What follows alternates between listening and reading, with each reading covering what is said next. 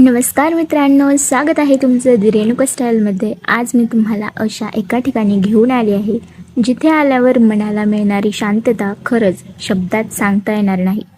आज आपण आलो आहोत अहमदनगर जिल्ह्यातील प्रसिद्ध राशींच्या आई जगदंबा आणि यमाई देवीच्या दर्शनाला। आजचा ब्लॉग खूप खास असणार आहे, कारण मी तुम्हाला देवीचं रूप, मंदिराचा इतिहास आणि इथली प्रसन्नता अगदी जवळून दाखवणार आहे। तर व्हिडिओ शेवटपर्यंत नक्की बघा। हे बघा मंदिर। आता आपण या गेटने आतमध्ये जाणार आहोत। इथे आई आणि भाऊ देवीसाठी साहित्य लागणारे ते घेतात। इथे बघा मंदिराची गेटची रचना खूप पुरातन काळातील मंदिर आहे, त्यामुळे या छोटे छोटे जे गेट असतात ना ते अशा प्रकारे असायचे।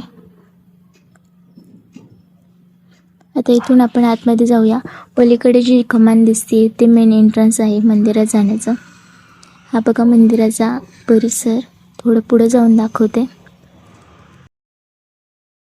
इथे बऱ्याच जणांनी आतमध्ये गाड्या लावल्यात। हे बघा मेन गेट आणि इकडे आहे मंदिर जगदंबा देवी। खूपच ऊन लागत आहे। हे बघा देवीचं वाहन सिंह। हा परिसर बाहेरचा जगदंबा यमाई माता राशी।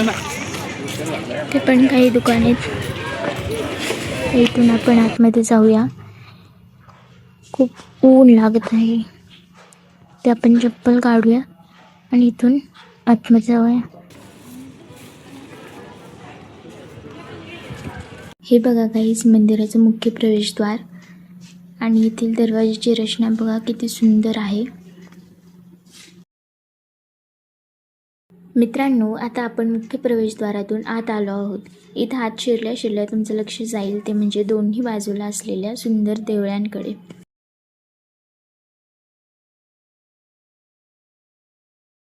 मंदिराच्या या दगडी बांधकामातल्या देवळ्या आजही तशाच भक्कम आणि सुंदर दिसतात।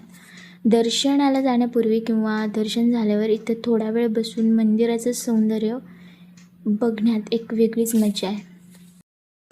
राशीन हे गाव देवीच्या या जागृत शक्तिपीठामुळे ओळखलं जातं। इथली वास्तुकला आणि मंदिराचा परिसर इतका मोठा आहे की तुम्ही तासनतास इथे शांत बसू शकता।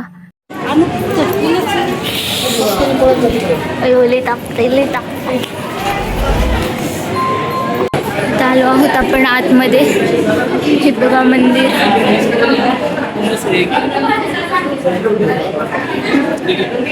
आणि मला बी जगदंबा त्यात आम्ही रांगेत थांबलो आहे।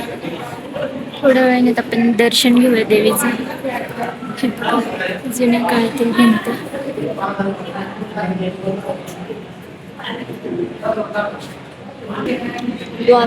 द्वारपाल, दानपेटी। आपण जाऊया आतमध्ये। गणपती बाप्पा येते एंट्रीला। खाली बघा पलीकडे अष्टभुजा देवी।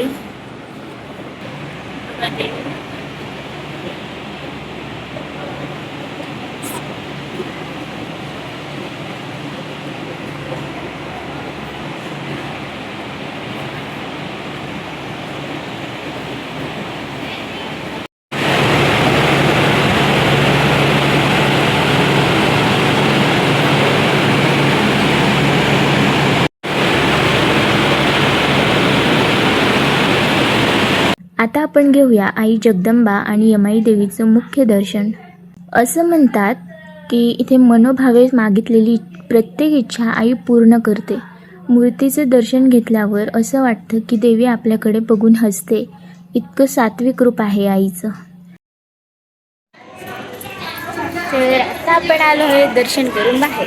आता आपण जाऊया बाकीच्या आजूबाजूला जे मंदिर आहेत ना त्या देवांच्या पाया पडायला। आणि हे बघा, हे तर फरशी इतकी गरम झाली सुचत नाहीये काही। इथं पळतच चालली हो बाबा। तर ह्या साईडने चालली आहे। खूप गरम आहे, खूप म्हणजे खूप इतकं तापलं आहे ना ते। हे बघा आजूबाजूचा मंदिरचा परिसर। मी जेव्हा या ठिकाणी येते ना तेव्हा मला स्वतःला खूप फ्रेश वाटतं। ब्लॉग बनवण्याचा उद्देश हाच असतो की जे लोक येऊ शकत नाहीत त्यांना घर बसल्या दर्शन घडावं। आणि इथलं व्यवस्थापनसुद्धा खूप छान आहे. तुम्ही जर कर्जत जामखेड भागात कधी आलात तर राशीनला नक्की भेट द्या. हे केवळ एक मंदिर नाही तर हजारो भाविकांचं श्रद्धास्थान आहे.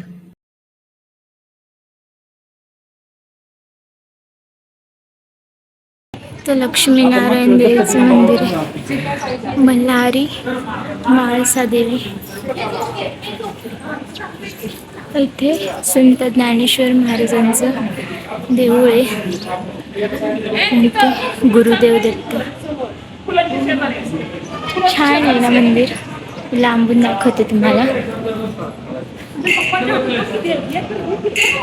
हे बघा, इथे 4 देवांचे मंदिर आहेत. या बाजूला बसण्यासाठी वगैरे तेव्हाच्या काळात बांधलेलं.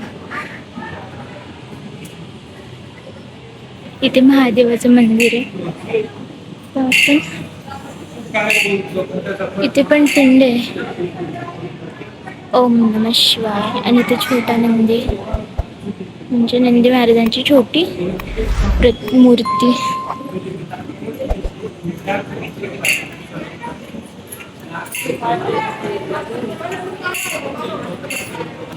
हे बघा महादेवाचं मंदिर. ते नंदी महाराज आहेत बाहेर. पण आज जाऊया.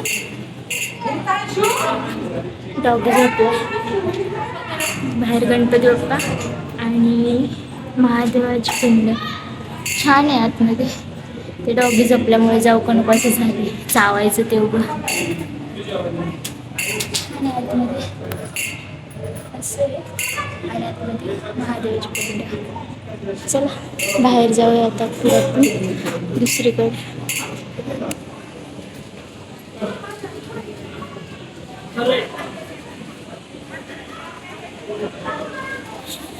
बहुतेक काळ भैरवनाथाचं मंदिर आहे. चिंतामणी. तर मित्रांनो, कसा वाटला तुम्हाला आजचा राशीन देवीचा ब्लॉग मला कमेंटमध्ये नक्की सांगा. जर तुम्ही पहिल्यांदाच आपल्या रेणुका स्टाईल चॅनलवर आला असाल तर अशाच नवनवीन ब्लॉगसाठी चॅनलला सबस्क्राईब करायला विसरू नका. व्हिडिओ आवडला असेल तर नक्की लाईक करा आणि तुमच्या मित्रमैत्रिणींसोबत शेअर करा. पुन्हा भेटूया अशाच एका नवीन प्रवासात. तोपर्यंत आई जगदंबा की जय.